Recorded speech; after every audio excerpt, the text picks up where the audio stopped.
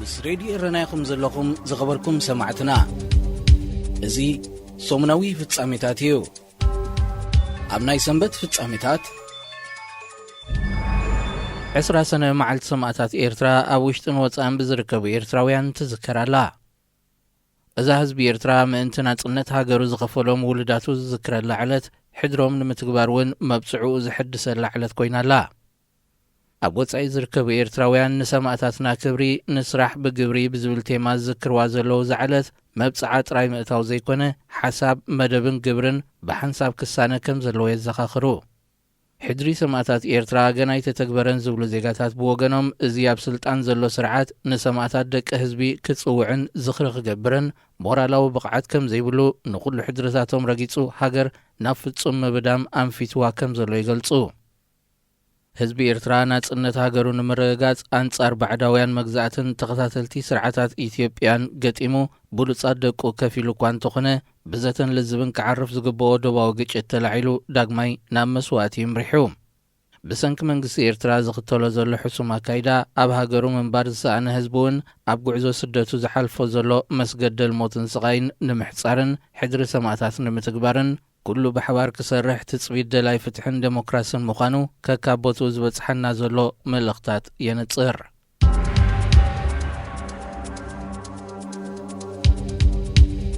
መንግስቲ ኢትዮጵያ ኣብ ትግራይ ዝርከቡ ወከልቲ ኤርትራውያን ስደተኛታት ኣብ ትሕቲ ቀይዲ ከም ዘእተወ ምንጭታት ሬድዮ ረና ሓቢሮም።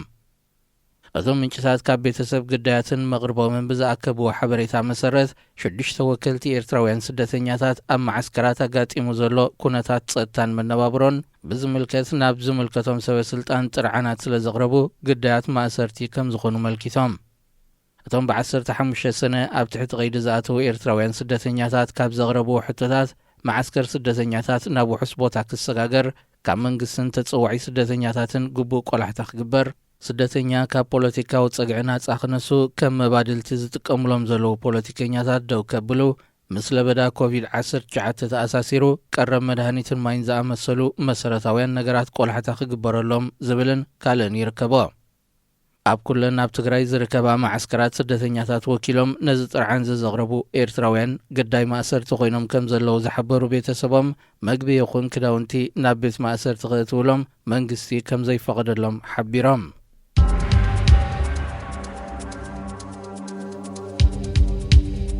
ኣብ ትግራይ ንዝተፈጸመ ምግሃስ መሰላትን ገበናታን ጸር ሰብኣውነትን ንኽጻረይ ሕብረት ኣፍሪቃ ፍሉይ ሓይሊ ምቋሙ መንግስቲ ኢትዮጵያ ዘለዎ ተቃውሞ ስሚዑ።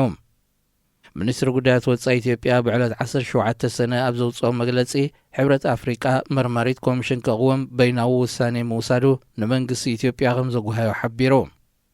ኣብ ወርሒ መጋቢት ናይዚ ዓመት እዚ መራሕቲ ሃገራት ሕብረት ኣፍሪቃ ኣብ ዘካየድዎ ኣኼባ መንግስቲ ኢትዮጵያ ኣብ ትግራይ ንዝተፈጸመ ገበናት ንምምርማር ምስ ሕብረት ኣፍሪቃ ብሓባር ክሰርሕ ቁሩብ ምህላው ምግላጹ ይዝከር።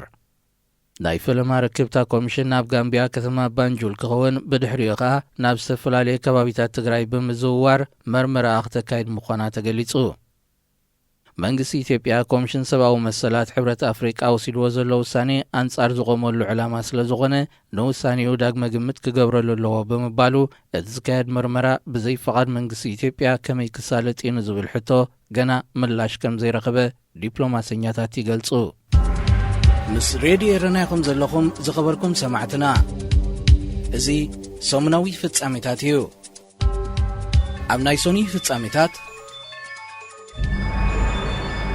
ዓለምና ብለበዳ ኮሮና ቫይረስ ብኸቢድ ኣብ ዝተጸልወትሉ ዓመተ 2020 ኣብ ኤርትራ ክታበት ቆልዑ ከም ዘይተሰናኸለ ዩኒሴፍ ገሊጹ።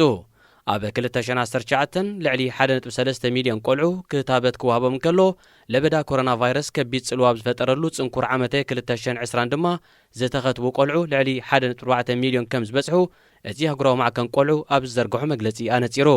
ኣብ 2020 ኣብ ኤርትራ ክታበት ዝረኸቡ ቆልዑ ቀድሚኡ ካብ ዝነበረ ዓመት ብልዕሊ 180,000 ወይ ድማ ብ14 ሚእታዊት ዛይዱ ማለት እዩ። እዚ ድማ ሳላት ዩኒሴፍ ዝቐረቦ ክታበታትን ሚኒስትሪ ጥዕና ኤርትራ ድማ ማእከላት ክታበት ኣብ ምውዳብን ህዝቢ ኣብ ምንቃሕን ዝገበሮ ጻዕሪ ምዃኑ እቲ ኣካል ሕቡራት ሃገራት ዝኾነ ትካል ኣሞጊሱ። ኣብ ኤርትራ ብርሑቅ ገጠራት እውን እንተኾነ ሳላት ዘሎ ናይ ጥዕና ማእከላትን ክታበታት ዝኽዝንን ዘበጻጽሕን መዝሓሊ ናውትን እቲ ናይ ክታበት መስርሕ ብዘይ መሰናኽል ምክያዱ ተመልኪቱ። بمسرة يونيسيف زغربو حبريتا أب ملا إرترا كتابة زخزنن زبز أزحن 496 مزحل ناوتي كهلون كلو أتي 348 بصحاوي ساعات زسرحيو أب ملا هاجر زركبا 295 مأكلات عنا أبزي ناي قلعو كتابة نطفتات كمز تواساون اتتكال بتوساقيا جنزيبو يونيسيف كاب 2014 حيزو أب عمد كل تجزيه أقدستي كتابة قلعو سعنا نفرتي بفولي ناب إرترا كلخ صنيحيو بزي كازي بوحدي مأزاو مقبتاتن حمام وصاتن استطاقعو 10 تاشحات إرتراوان قلعو فيتاميناتن مسرتاو حكمنان كم زهبه يتكز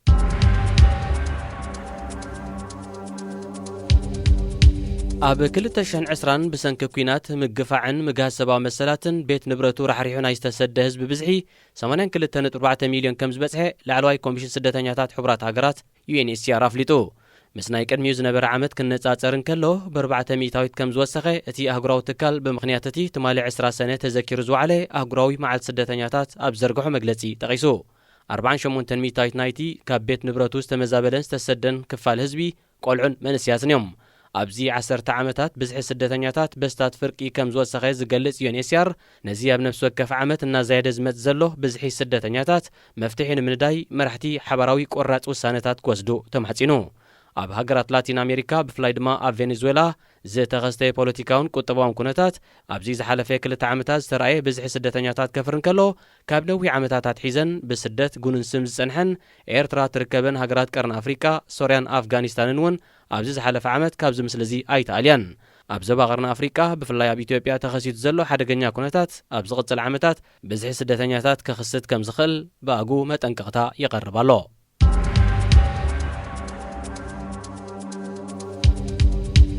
ሱዳን ካብ ተወርዋሪ እዚ ፖሊስ ኣባላት ጸጥታን ዕጡቓት ተቃውምትን ዝጽንበርዎ ዝተዋሃደ ሰራዊት ከተቆም ምዃና ተገሊጹ እቲ ብምክትል ኣቦ ወንበር ሉዓላዊ ቤት ምኽሪ ሱዳን ጀነራል ሓምዳን ዳጋሎ ዝተዋሃበ ትእዛዝ ነቲ ሃገር ኣንጸላሊዋ ንዘሎ ጸጥታዊ ሓደጋ ኣብ ምግጣምን ድሕሪ መሰጋገሪ ኣብ ዝህሉ ዴሞክራሲያዊ ስርዓት ዘገልግልን ከም ዝኸውን ተመልኪቱ እቲ ከም ሓድሽ ዝቐውም ዝተዋሃደ ሰራዊት ሱዳን ብጀነራል ያሲር አልዓጣ ክእዘዝ እዩ ዕጡቓት ተቃውምቲ ሓይልታትን ኣብ ማሕደርቲ ዞባታትን ዝተዋሃደ ሰራዊት ሱዳን ኣብ ምቋም ኩሉ ምድላዋት ከጻፉ መምርሒ ተዋሂቡ ከም ዘሎ ወኪል አልጀዚራ ካብቲ ሃገር ኣረጋጊጹ ድሕሪ ውድቀት ስርዓት በሽር ኣብ ሚያዝያ 2019 ካብ ቤርጌስን ሰራዊትን ብዝተዋፅአ ናይ ልፍንቲ መሰጋገሪ ቤት ምኽሪ ትምራሕ ዘላ ሱዳን ስልጣን ብህዝቢ ናብ ዝተመርጸ መንግስቲ ንምስጋር ዝመጽእ ዓመት ንምርጫ ምድላዋት ክትገብር እያ ነዚ ንምድላው ድማ ከም ቀዳማይ ስጉምቲ ብምልሻታትን ተቃውምቲ ሓይልታትን ክምርሑ ጸንሑ ዕጡቓት ሃገራዊ ሰራዊት ንምቋም ክወሃዱ ከም ዘለዎም ክዝተየሉ ጸኒሑ ኣብ ሱዳን ገዚፍ ወተሃደራዊ ጽልዋ ኣለዎ ተባሂሉ ዝእመነሉ ዕጡቕ ሓይሊ ብጀነራል ሓምዳን ዳጋሎ ዝምራሕ ናይ ሰራዊትን ሚሊሽያን ባህር ዘሎ ተወርዋሪ እዚ እዩ ምስ ሬድዮ ኤረና ኢኹም ዘለኹም ዝኸበርኩም ሰማዕትና እዚ ሰሙናዊ ፍጻሜታት እዩ ኣብ ናይ ሰሉስ ፍጻሜታት ኣብ ኤርትራ መምርሒታት ምክታብ ኮሮና ቫይረስ ኣይሓለዋን ዝተባሃላ ሓያሎ ትካላት ዳግማ ይዕጽዋ ከም ዘለዋ ምንጭታት ሬድዮ ኤረና ሓቢሮም እተን ተዓጺን ዘለዋ ትካላት መብዛሕትአን ኣብያተ ሻሂ ኢንተርነት ካፌታትን መሸጣ ክዳውንትን ዘጠቓልላ እየን ነሳት ሓደ ዓመት ኣብ ጽኑዕ ዕጽዋ ዝጸንሐት ኤርትራ ቀስ ብቐስ ከተፋኽሶ ጀሚራ እኳ እንተላ ምስ ፍሕፋሕ ኮሮና ቫይረስ ይብእስ ስለ ዘሎ ናብ ዳግማይ ዕጽዋ ክትኣቱ ከም እትኽእል ቶም ነዚ ሓበሬታ ዝለኣኹ ምንጭታት ኣገንዚቦም ብፍላይ ኣብ ህዝባዊ መጓዓዝያን ዕዳጋታትን ኮሮና ቫይረስ ንምግታእ ዝወፀ መምርሒታት ክትግበር ኣይርአን እዩ ዘሎ ዝበሉቶም ምንጭታት ሚኒስትሪ ጥዕና ዳግማይ ወይ ድማ ከፊላዊ ዕጽዋ ንምእዋጅ ካብ ቤት ጽሕፈት ፕሬዚደንት ፍቓድ ይሓትት ከም ዘሎ ተንቢሆም ኣብ ኤርትራ ክሳብ 20 ሰነብ ዝነበረ ግዜ 5362 ሰባት ብኮሮና ቫይረስ ከም ዝተለኽፉን ሞት ናይ 19 ሰባት ድማ ከም ዝተመዝገበን ሚኒስትሪ ጥዕና ኣብ ዘውፅኦ መግለፂ ፍሊጡ ልዕሊ 500 ካብቶም ብኮሮና ቫይረስ ዝተለኽፉ ኣብ ሆስፒታል ክንክን ይግበረሎም ኣሎ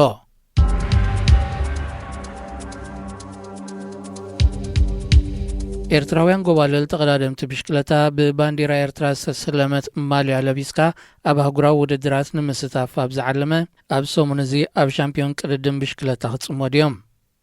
ካብ 25 ክሳብ 27 ሰነብ ከተማ ኣስመራ ክካየድ ምዃኑ ተሓቢሩ ዘሎ ቻምፒዮን ቅድድም ብሽክለታ ኤርትራ ብኣህጉራዊ ማሕበር ቅድድም ብሽክለታ ወይ UCI ተፈላጥነት ዘለዎ እዩ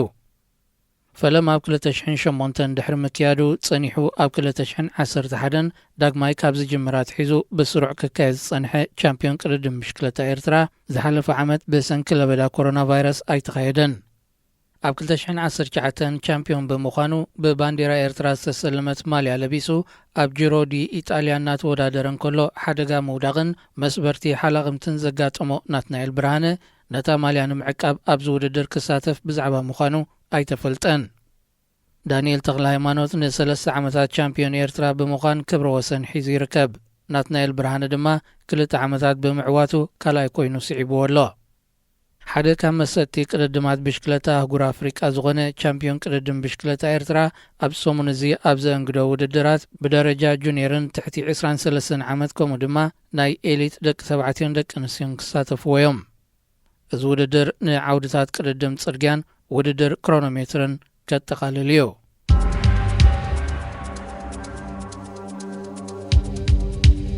ኣብ ሱዳን ክትሃንጾ ዝመደበት መደበር ሓይሊ ባሕሪ መሰናኽል ዘጋጠማ ሩስያ ካልእ ኣማራጺታት ንምንዳይ ኣብ ቀይሕ ባሕሪ ምስ ዝርከባ ሃገራት ትዘራረባላ።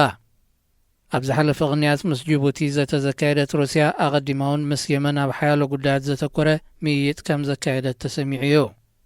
بمنيستر قدات وصاي يمن أحمد بن عواد مبارك زمرح لوق منجس يمن أمو داتا ورح جنبوت أب روسيا كتما سوتشي مس روسياوي مزنو سيرجي لافروف بمرخاب بزعبها لو كونتا تهاجرن روسيا تقبرت خلا بركتون تميايتو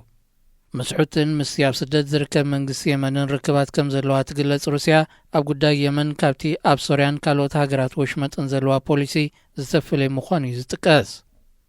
روسيا بوان حبرت سوفيت أب زباقي بحرن هاجرات أفريقيا زنبرات صلوا كتملس كم تدلي قلت أب جماجم السودان مدبر حيل بحرن مهنات أب كل تشحن 10 شوحة مسرعة البشرة بسمع كوانتا بتحت لحرم وداغ تسرعات ناب هاجرات معراب زازي زركب مساجر من السودان جنا نتسمع داغ مجمت قبر المخانو نتسيرو روسيا نتيب سودان تهانت أزمدبت وتهدراو معسكر أب كالو تهاجرات تزوان مهناتو تحسب كم زلا وتهدراوين منجتات يمتو بزعبازي تقلوتات نمفتاش دما مسمرعة هاجرات زواقية بحري تزد تقم زلا يردو روسيا زاقيت مس جيبوتن يمنن زتيا كوانتلا نتا مس هاجرات معراب مقداو زيبلا إرتراون أدهو وقيرات الله كم زلايو زقلات راديو إيرنا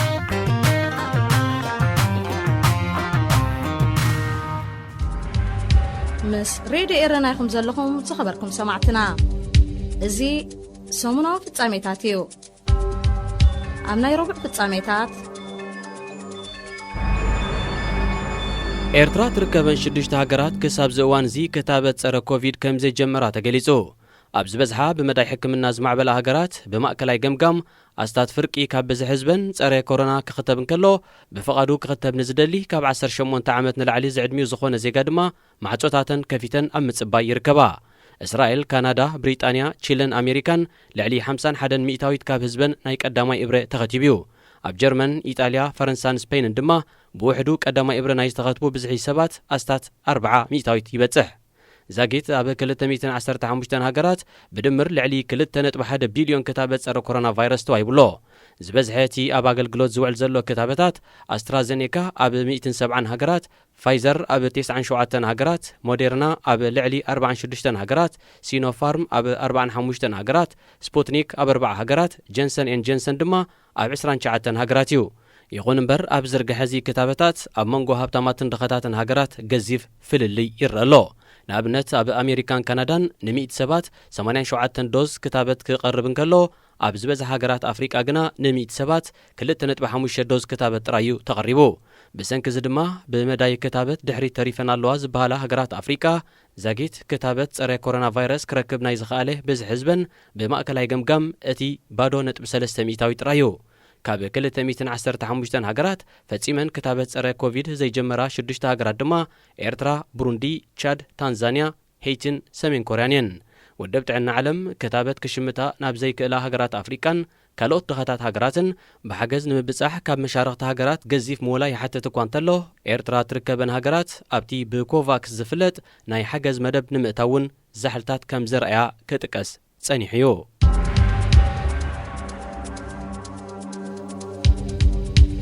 ኣብ ኢትዮጵያ ኣብ ክልል ሲዳማ ክካየድ ዝነበሮ ምርጫ ብሰንኪ ዋሕድ ወረቓቕቲ ኣብ ዕለቱ ከም ዘይተኻየደ ተሓቢሩ። እቲ ብሶኒ 21 ሰነ ክካየድ ጀመረ ምርጫ መድመፂ ወረቓቕቲ ኣብ መንጎ ስለዝተ ወድአ ኣብ ሙሉእ ክልል ሲዳማ ምድማፅ ደው ክብል ከም ዝተወሰነ ቦርድ ምርጫ ሃገር ኣፍሊጡ። እቲ ምርጫ እኹል መድመፂ ወረቓቕቲ ኣብ ዝበፅሓሉ ንጽባሒቱ 22 ሰነ ክቐጽል ምዃኑን እቲ ቦርድ ጠቒሱ ነይሩ። ብዘይካ ኣብ ክልል ሲዳማ ኣብ ቤንሻንጉል ኦሮሞን ካልእ ክልላትን እውን ብሰንኪ ስጋት ጸጥታን ናይ ወረቓቕቲ ዋሕድን ምርጫ ኣብ መንጎ ከም ዝቋረጽ ተገይሩ እዩ። ብሰንኪ ጸጥታዊ ኩነታትን ጌጋታት ናይ መድመፂ ወረቓቕትን ኣብ ሓያሎ ክልላት ኢትዮጵያ ምርጫ ኣብ 21 ሰነ ከም ዘይካየድ ኣቐዲሙ እቲ ቦርድ ኣፍሊጡ። ኣብ 21 ሰነ ምርጫ ዘየካይዳ ክልላትን ዞባታትን ኣብ መስከረም ከካይዳ ተሰሪዑለን ከም ዘሎ ተገሊጹ።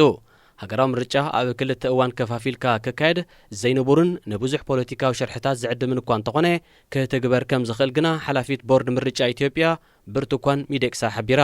ኣብ ኢትዮጵያ ዝካየድ ዘሎ ምርጫ ሕብረት ኣፍሪቃ ንፕረዚደንት ናይጀርያ ነበር ኦሉሴጉን ኦባሳንጆ ምውካል ይዕዘቦ እኳ እንተሎ ብዛዕባ ናጻን ርትዓውን ምዃኑ ግና ብሓያሎ ወገናት ሕቶታት ኣላዒሉ ይርከብ።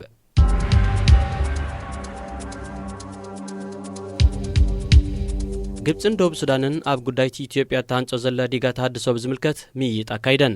ብሚኒስተር ሕርሻን ሃብቲ ማይን መሐመድ ዓብድል ዓጢ ዝምራሕ ላዕለዋይ ልኡኽ ግብፂ ብ21 ሰነ ናብ ከተማ ጁባ ዝበፅሓሉ ምስ ሚኒስተር ጉዳያት ወጻኢ ቢያትሪስ ከማሲዋኒ ብምርኻብ ኣብ ጉዳያት ጠቓማ ናይልን ክልቲኦም ወገናት ክተሓባበርሉ ዝኽእሉ ዓውድታትን ብዝምልከት ዘትዮም። ላዕለዋይ ልኡኽ ግብፂ ናብ ደቡብ ሱዳን ዝበፅሕ ዘሎ ሓበራዊ ላዕለዋይ ኮሚቴ ክልቴን ሃገራት ኣብ ዝመጽእ ወር ሓምሌ ኣብ ካይሮ ስሩዕ ኣኼባ ንምክያድ ምድለዋት ኣብ ዘካይደሉ ዘሎ እዋን እዩ። ኢትዮጵያ ኣብ ወር ሓምሌ ካልኣይ እብረ ምምላእ ማይ ዲጋ ተሃድሶ ከተተግብር ምዃና ኣብ ዝግለጸሉ ዘሎ እዋን ግብፂ ኣብ ልዕልቲ ሃገር ጸቕጢ ንምፍጣር ምስ ጎረባብታ ኣብ ጽዑቕ ዲፕሎማስያዊ ወፍሪ ተጸሚዳ ትርከብ። ኣብ ዝሓለፈ ወርሒ ፕረዚደንት ግብፂ ዓብደልፈታሕ አልሲሲ ናብ ጅቡቲ ብምብጻሕ ምስ ፕረዚደንት እስማዒል ዑመር ገሌ ኣብ ተመሳሳሊ ዛዕባ ከም ዘተ ኣይርስዓን። ግብፂ ምስ ታብኣውርኡ ሕቶ ኣጠቓማ ናይል ዘሻቕላ ሱዳን ኣብ ዲፕሎማሲ ፖለቲካን ጸጥታን ብሓባር ንምስራሕ ኣብ ዝብል ኣብ ስምምዕ በፂሓ ከም ዘላ ዝፍለጥ እዩ። ምስ ሬድዮ ኤረና ኢኹም ዘለኹም ዝኸበርኩም ሰማዕትና እዚ ሰሙናዊ ፍጻሜታት እዩ። ኣብ ናይ ሐሙስ ፍጻሜታት ኣብ ሓያሎ ከባቢታት ትግራይ ኩናት ኣብ ዝቕጽለሉ ዘሎ እዋን ነፈርቲ ውጊ ኢትዮጵያ ብዘካየድኦ ደብዳብ ሓያሎ ሰላማውያን ሰባት ከም ዝቐትሉ ኣሶሺየትድ ፕረስ ገሊጹ። ብፍላይ ተጎጋብ ዝተባህለት ቁሸት ብሰሉስ 22 ሰነ ዝተኻየደ ደብዳብ ቁጽሮም ብልክዕ ዘይተፈልጠ ሰባት ሞይቶምን ቆሲሎምን ከም ዘለዉ ንሓካይም ብምጥቃስ እቲ ኣገልግሎት ዜና ሓቢሩ። እቲ ደብዳብ ኣብቲ 15 ኪሎ ሜትር ንምዕራብ ካብ ከተማ መቐለ ርሒቓ ትርከብ ቁሸት ኣብ ማእኸል ዕዳጋዊ ተኻይዱ ዝበሉ ናይ ዓይኒ መሰኻኽር ብወገኖም ቆልዑን ደቂ ኣንስትዮን ዝርከብዎም ልዕሊ 80 ሰባት ከም ዝተቐትሉ ኣመልኪቶም። ነፈርቲ ውጊ ኢትዮጵያ ደብዳብ ዘካይዳ ዘለዋ ሓይልታት ትግራይ ኣብ ልዕሊ ሰራዊት መንግስቲ ኢትዮጵያ መጥቃዕትታት ብምክያድ ኣሽሓት ከም ዝቐተሉን ኣማይት ድማ ከም ዝማረኹን ኣብ ዝግለጸሉ ዘሎ እዋን እዩ። ሓይልታት ትግራይ ኣብ ሳልስተ ዝተኻየደ ኩናት ዝማረኽዎም ኣማይት ወተሃደራት ኢትዮጵያ ብቪድዮ ክቐርብ እንከሎ መንግስቲ ኢትዮጵያ ግና ነቲ ፍጻሜ ሓሶት ይኽብል ነጺግዎ። ኣብ ትግራይ ኣብ ዝካየድ ዘሎ ኩናት ሰራዊት መንግስታት ኤርትራን ኢትዮጵያን ብሓባር የጥቅዑ ከም ዘለዉ ዝገልጹ ዝተፈላለዩ ምንጭታት ኣብ ልዕሊ ሰላማዊ ህዝቢ ድማ ከቢድ ገበናት ምግሃዝ ሰብኣዊ መሰላት ይፍጽሙ ምህላዎም ይኸሱ። ናብ ህዝቢ ረድኤት ከይኣቱ ክሳብ ዝእዋን እዚ ከልኪሎም ከም ዘለዉ እውን ሕቡራት ሃገራት ኣሜሪካን ሕብረት ኤሮጳን ይወቕሱ።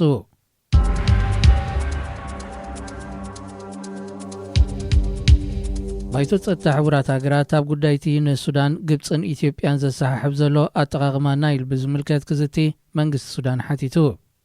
እቲ መንግስቲ ኣብ ዘውፅኦ መግለጺ ብሰሉስ 22 ሰነ ናብ ባይቶ ጸጥታ ብዘቕረቦ ሕቶ ኢትዮጵያ ተሃንጾ ዘላ ዲጋ ነተን ኣብ ናይል ዝምርኮሳ ሃገራት ሱዳንን ግብፅን ኣብ ሓደጋ ዘእትዩ ክብል ጠቒሱ።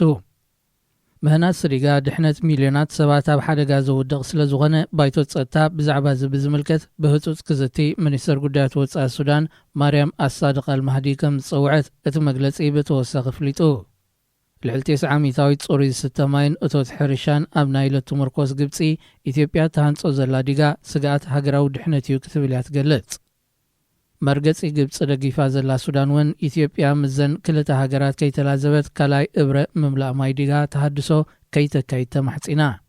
ኢትዮጵያ ኣብ ዝመጽእ ወርሒ ካልኣይ እብረ ንምምላእ ማይ ኣብ ዲጋ ተሃድሶ ንምክያድ በይናዊ ስጉምቲ ክትወስድ ምዃና ሓቢራ ኣላ።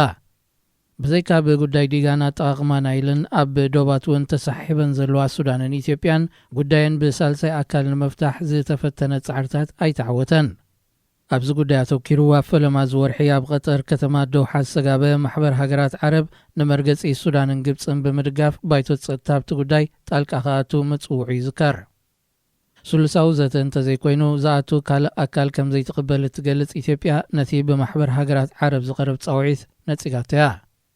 ብዛዕባ እዚ ብሱዳን ቀሪቡ ዘሎ ጻውዒት ገና ዝኾነ መልሲ ኣይሃበትሉን።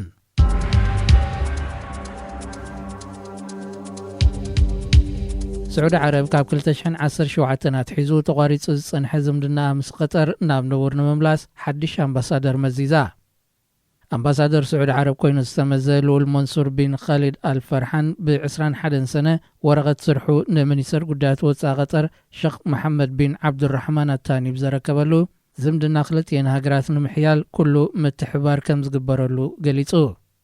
ስዑድ ዓረብ፣ ሕቡራት ኢማራት፣ ባሕረይንን ግብፅን ካብ 2017 ኣትሒዘን ምስ ቀጠር ዝነበረን ዝምድና ብምዝሕታል ነታ ሃገር ንምንጻል ኣብ ከበባ እቴና እየን ጸኒሐን። ምስ ቀጠር ዝምድና ንምስራት ድማ መደበር ቴሌቪዥን አልጀዚራ ደው ክብል ቀጠር ምስ ቱርኪ ዘለዋ ዝምድና ከተዛሕትልን ሰራዊት ቱርኪ ድማ ካብ ቀጠር ክወፅን ዝብል 10 ነጥብታት ኣቕሪበን ነይረን። እንተኾነ ድሕሪ ናይ 4 ዓመታት ወጥሪ ዘን ሃገራት ምስ ቀጠር ዝጸንሐን ምትፍናን ብምእላይ ዝምድናን ናብ ንቡር ክመልሳ ተሰማሚዐን ይርከባ። ኣብ ሃገራት ወሽመጥ ዓረብ ዝተፈጥረ ምክፍፋል ንሃገራት ኣፍሪቃ እውን ጸግዒ ናብ መሓዝ ዝደፋፍአ ዲፕሎማሲ ይውዲቕወን። ኤርትራን ጅቡትን ነታን ነዊሕ ዓመታት መሓዝእን ዝነበረት ቀጠር ብምሕዳግ ጸግዒ ስዑዲ ክሕዛን ከለዋ ሱዳንን ሶማልን ግና ጸግዒ ከይሓዛ ወጥሪ ሃገራት ወሽመጥ ዓረብ ብዘተ ክፍታሕ ኣለዎ ዝብል መርገጺ ጸኒሕወን። ምስ ሬድዮ ኤረና ይኹም ዘለኹም ዝኸበርኩም ሰማዕትና እዚ ሰሙናዊ ፍጻሜታት እዩ። ኣብ ናይ ዓቢ ፍጻሜታት መንግስቲ ሶማል ንታዕሊም ናብ ኤርትራ ናይ ዝተላእኩ መንእስያት ሃለዋት ከፍልጥ ዝጽውዕ ሰለማዊ ሰልፍታት ይቕጽል ከም ዘሎ መርበብ ሓበሬታ ጋርወይ ሓቢሩ። ድሕርቲ ሰለማዊ ሰልፍታት ቀዳማይ ሚኒስተር ሶማል መሐመድ ሑሴን ሮብሌ ሃለዋት ናይቶም ናብ ኤርትራ ምስ ተላእኩ ጠፊኦም ዝበሃል ዘሎ ሶማልያን ኣብ ምንዳይ ዝከኣሎ ክጽዕር ምዃኑ ተመባጺዑ። እቲ ቀዳማይ ሚኒስተር ምክልኻል፣ ሚኒስተር ውሽጣዊ ጉዳያት፣ ጠቕላሊ ሓለቓ ስታፍ ሰራዊትን ኣምባሳደር ሶማል ኣብ ኢትዮጵያን ዝርከብዎም ኣባላት ዘለውዋ ሃለዋት ናይቶም ናብ ኤርትራ ምስ ተላእኩ ድሃዮም ጠፊዩ ዝበሃል ዘሎ መንእስያት ሶማል እትምርምር ኮሚቴ ኣቐዲሙ ኣቒምዩ። ይኹን እምበር ኣባላት ባይቶን ወለድን ፕረዚደንት መሐመድ ፋርማጆ ብዝቐልጠፈ ሃለዋት ናይቶም ሶማልያውያን ክሕብር ዝጠልብ ሰለማዊ ሰልፍታት ጸጸኒሑ ይቕጽል ኣሎ። መብዛሕቶም ወተሃደራውያን ኣዘዝትን ሓለፍቲ ጸጥታን ሶማል ብዛዕባቶም ብምስጢር ናብ ኤርትራ ንታዕሊም ተላኢኾም ዝበሃሉ ዘለዉ ኣሽሓት ሶማልያውያን መንእስያት ኣፍልጦ ከም ዘይብሎምን ተሓታቲ ፕረዚደንት ፋርማጆ ምዃኑን ይጥቀስ እዩ። ናብ ቀጠር ክትላእኹ ተባሂሎም ካብ 2018 ኣትሒዞም ብፍሉይ ዝተመልመሉ ኣሽሓት መንእስያት ብዘይ ዝኾነ መሰነይታ ሰነድ በብእዋኑ ብነፈርቲ ናብ ኤርትራ ከም ዝተወስዱ ጋረዌ ምስ ዝተፈላለዩ ኣካላት ሶማል ኣብ ዘካየዶ ቃለ መጠይቕ ይገልጽ። ኣስታት 10,000 ክበጽሑ ከም ዝኽእሉ ዝተገመቱ መንእስያት ሶማል ድሕርቲ ናይ ኤርትራ ታዕሊም ናብ ኩናት ትግራይ ከም ዝወፈሩን ኣማይት ካብኣቶም ድማ ተቐቲሎም ክኾኑ ከም ዝኽእሉን ካብ ወገን ወለድን ኣባላት ፓርላማን ሶማል ይግለጽ እዩ። ኣዴታት ድሕሪ ዘካየዶ ተቃውሞ እቶም መንእስያት ናብ ኤርትራን ታዕሊም ከም ዝኸዱ ክጠቅስ ዝተገደደ መንግስቲ ሶማል ናብ ኩናት ትግራይ ምእታዎም ግና ይኽሕዶ እዩ ዘሎ። ነቶም ኣሽሓት መንእስያት ብምስጢር ናብ ኤርትራ ከም ዝለኣኸ ዝጥቀስ ፕረዚደንት መሐመድ ፋርማጆ ብዛዕባ ሃለዋት እቶም ወተሃደራት ክሳብ ዝእዋን እዚ ወግዓዊ መግለጺ ካብ ምሃብ ተቖጢቡ ይርከብ።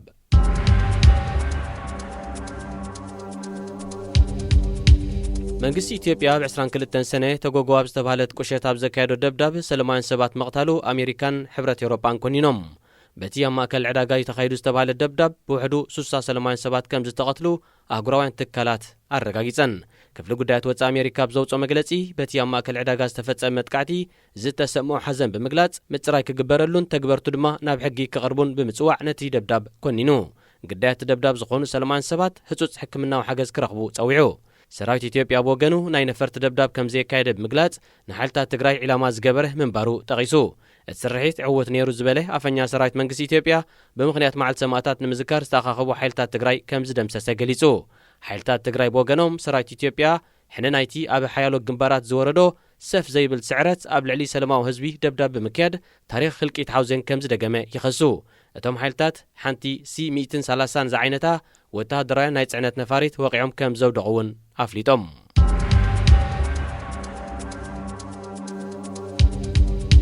بمكتل قداماي ሚኒስተርን ሚኒስተር ጉዳያት ወፃን አቶ ደመቀ መኮነን ዝምራሕ ላዕለዋይ ልኡኽ መንግስቲ ኢትዮጵያ ኣብ ሩስያ ናይ ስራሕ ምብጻሕ አካይዶ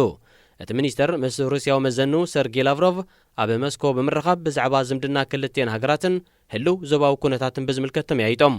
ወኪል መንግስቲ ኢትዮጵያ ናብ ሩስያ ዝበጽሕ ዘሎ ከም መቐጸልታ ናይቲ ሩስያ ምስ ሃገራት ዞባ ቀርኒ አፍሪካን ቀይሕ ባሕርን ጀሚራቶ ዘላ ዝርርብ እዩ ሩስያ ኣብቲ ዞባ ኣብ እዋን ሕብረት ሶቪየት ዝነበራ ጽልዋ ንምምላስ ክትሰርሕ ምዃና ትገልጽ ኣቐዲሙን ሚኒስተራት ጉዳያት ወፃኢ ጅቡትን የመንን ኣብቲ ሃገር ተመሳሳሊ ምብጻሕ አካይዶም እዮም ሩስያ ኣብ ሱዳን ወታደራዊ ማዕስከር ንምህናጽ ምስ ስርዓት በሽር ዝኸተመቶ ውዕል ብመሰጋገር መንግስቲ ሱዳን ዳግመ ግምት ይግበረሉ ምስ ምህላው እቲ ሃገር ጥምታ ናብ ካልኦት ሃገራት ዞባ ዘቢሉ ከም ዘሎ ክግለጽ ጸኒሑ ምስ ሃገራት ምዕራብ ምቅዳው ዘይብላ ኤርትራ ሓንቲ ካብተን በቀዳምነት እትጥምተን ሃገራት ምዃናውን ወታደራውያን ተንተንቲ የምቱ ሬዲዮ ኤረና ናጻ ድምፂ ኤርትራውያን